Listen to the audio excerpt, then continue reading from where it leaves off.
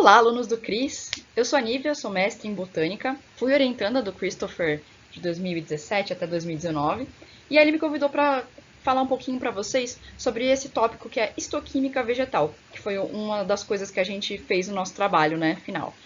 Pessoal, às vezes a gente olha para esse nome e parece uma coisa muito abstrata, muito, ai, nossa, histoquímica, que coisa feia, nunca vou entender isso daí. Mas, gente, eu juro que o conceito é muito simples. Vamos olhar para o nome primeiro. Histoquímica. Vocês já ouviram falar em histologia? O que era? O estudo de quê? Dos tecidos.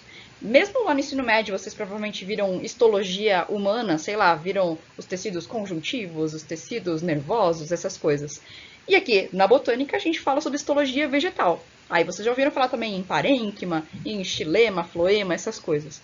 Então, a histoquímica nada mais é do que um ramo que se utiliza dessas técnicas histológicas, né? Ou seja, de analisar a anatomia das plantas, no caso, porque eu estou falando de histoquímica vegetal, e misturar a química. Como assim?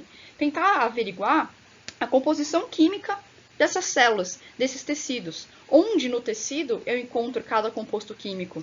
Então, provavelmente lá no colégio vocês já fizeram um experimento parecido com esse daqui, que é pingar Lugol em alguns alimentos e ver que em alguns especificamente há uma reação em que esse Lugol fica mais escuro, que tem iodo, e ele vai reagir com amido.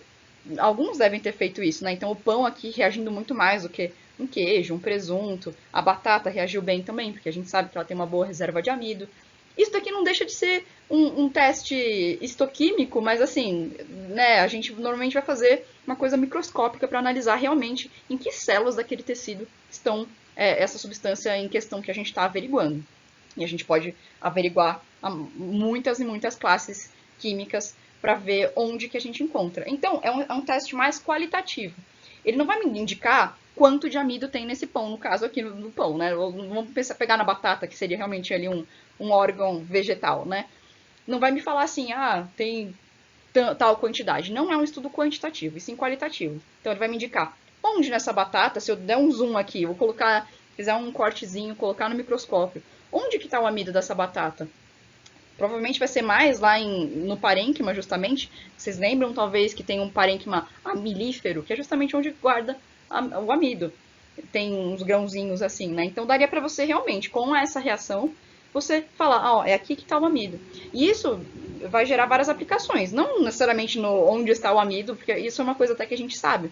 Mas quando a gente vai falar em óleos essenciais, em alcaloides, em outros compostos que tem uma boa aplicação aí, que vocês agora devem saber mais do que eu, isso indica usos, isso indica manejos, isso indica para que órgão a gente vai olhar, para que parte desse órgão a gente vai olhar, o que vai ser mais útil para a gente. Então é super bacana essa ferramenta, que não é tão trabalhosa quanto você realmente fazer um estudo químico, de ter que macerar e descobrir qual a quantidade de que tipo de alcaloide.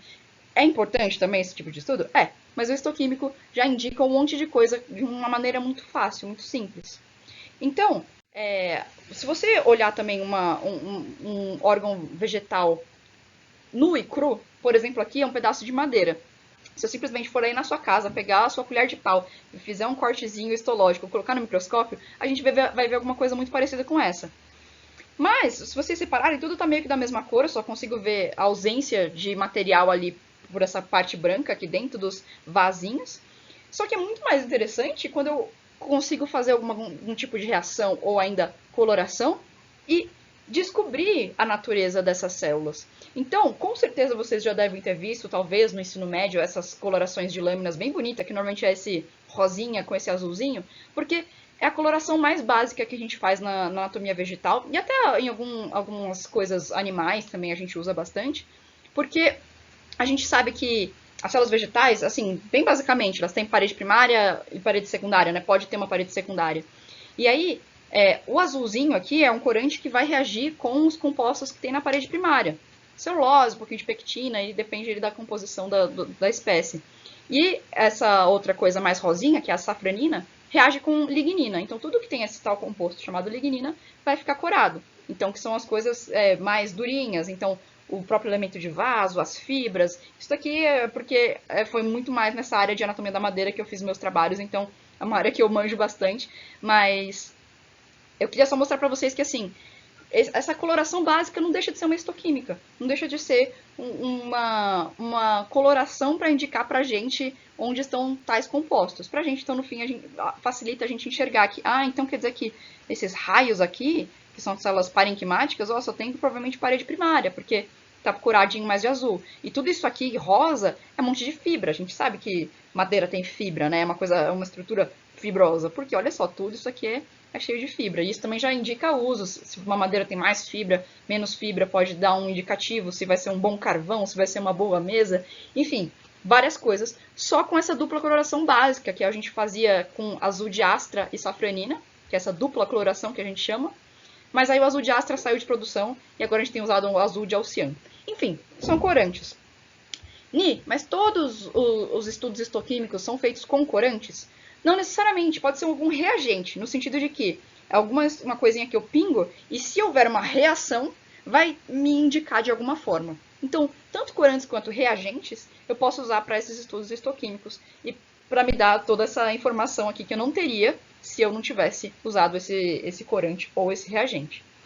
Então, só para falar um pouquinho do nosso trabalho, a gente estudou algumas plantas que eram usadas alternativamente na bebida do ayahuasca, a bebida amazônica lá das tribos, né? Alguns já devem ter ouvido falar bastante nisso.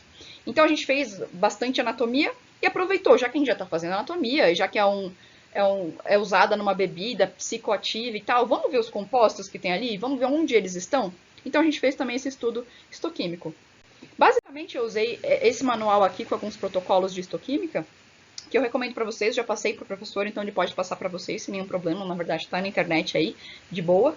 É um manual lá de Lisboa, então alguns nomes são um pouquinho diferentes do que a gente usa, então sei lá, o Sudan Black que a gente usa aqui, eles chamam de negro Sudão, mas é a mesma coisa, só eles traduzem mais, tipo o rato, que é o mouse, enfim, só essas diferencinhas assim. Mas então, só para vocês terem uma noçãozinha do que vocês encontrariam nesse manual, tem todo um índice mostrando, tá, se você quer detectar terpenoides por acaso, o que você faz? Se você quer especificamente uma essência, você usa esse reagente e tal. Mas se eu quiser ver esteroides, esse outro reagente. Então ele mostra tudinho bem explicadinho como que você faz. Tem até alguns protocolos para você visualizar em luz ultravioleta. Então se eu tenho uma luz diferentona, às vezes alguns reagentes vão funcionar de forma diferente e mostrar ali toda uma beleza escondida que a gente não saberia se não fizesse tal reação, né? Então é bem explicadinho, bem bacaninha. O nosso foco bastante foi alcaloide, porque as substâncias psicoativas da bebida do ayahuasca, especificamente das espécies que a gente analisou, eram alcaloides, então é isso que a gente estava mais interessado. Onde que está isso daí? Porque na fabricação do chá, eles pegam todo o tronco da liana, né, todo o caule ali, inteirão, e fazem. E a gente pensou, mas será que isso está mais na casca? Será que isso está mais dentro da madeira? Onde que está isso daí? E foi o que a gente chegou. E aproveitamos para ver outros compostos que poderiam até ser úteis em outros contextos. Então, usando aqui o meu exemplo de detecção de alcaloides, se eu for naquela página que eles indicaram, vai ter aqui luz visível, né? Porque normalmente a gente não vai usar realmente luz ultravioleta, tem que ter um aparato específico para isso, né? Então ele fala que ele dá uma opção de reagente, tem outras opções, inclusive eu fiz com outras para confirmar o meu resultado. Ele fala aqui que tem que fazer, tal, bonitinho, procedimento bem receitinha de bolo, assim. E aí o que é muito importante, ele traz também os controles. Gente, isso aqui é muito importante porque se você só faz uma coisa e não faz um controle, você não tem certeza se aquela coisa que você está enxergando é realmente um resultado válido. Inclusive, assim, só contextualizando, muito do que tem se falado sobre alguns medicamentos aí para Covid, que fala, é bom ou não é bom, muitos desses estudos não são tão válidos porque eles não fizeram um grupo controle, não fizeram um grupo placebo, não fizeram aquele duplo cego que nem quem está aplicando, nem quem recebe sabe se está recebendo placebo ou de verdade. Enfim, só para vocês entenderem a importância desse passo de controle. Não adianta simplesmente dar um remédio e falar, essa pessoa sobreviveu, então esse remédio funciona. Você tem que fazer o controle e comparar esses resultados. Então aqui não vai ser diferente disso. Ele traz até 2 tipos de controle, positivo e negativo. O que significa isso? Positivo é, se eu pegar alguma coisa que eu sei que tem aquele composto e pingar, tem que reagir. Então, secretado da planta. Não adianta eu só olhar no corte e falar, parece que reagiu. Se eu pegar o extrato dela ali e também reagir, você vai falar, realmente está vindo dessa planta, não foi algum erro de metodologia, algum errinho ali. Mas eu preferi fazer esse controle negativo. O que é o negativo? Se eu fizer um tratamento que eu retire essa substância da amostra que eu estou olhando, não pode reagir, porque eu tirei aquela substância. Então, esse daqui eu acho super bacana. Então, ele fala como que é esse tratamento para tirar, por exemplo, aqui os alcaloides, e aí depois você segue o mesmo protocolo. E aí, se você consegue resultados diferentes, você fala, olha só, tinha alcaloide, quando eu tirei não teve reação. Então, realmente, aquela célula ali, eu encontrei alcaloide, que é bem legal, né? E ele mostra como que você procura isso aí. No caso aqui, ele fala, vai curar de castanho avermelhado, usando esse reagente especificamente, né? E aí, lá no fim dessa apostila também fala como que faz esse reagente, né? Porque aqui tá escrito só reagente Dragendorf. Desculpa, Chris, eu não sei falar. Dragendorf, é isso? E aí ele fala também lá no finzinho como que você produz isso daí, né? Isso aí você vai no laboratório, mede exatamente cada peso, cada ml de cada coisa, para você conseguir fazer o reagente. Ele mostra aqui, ó, quanto tempo que pode ser armazenado, se é em geladeira ou não. Então, a maior parte das amostras precisam ser frescas, porque muita coisa é volátil, muita coisa pode se perder ao longo do tempo. Então, a gente teve que fazer várias coletas, o Christopher vai poder garantir que é verdade o que eu estou falando, porque às vezes a gente já é coletado há muito tempo, e aí você não tem mais certeza se realmente não tem aquele composto, ou se simplesmente ele se perdeu com o tempo. Então, o ideal é fazer com a amostra fresca. Às vezes ele vai ter até um tratamento específico para algum tipo de teste, né?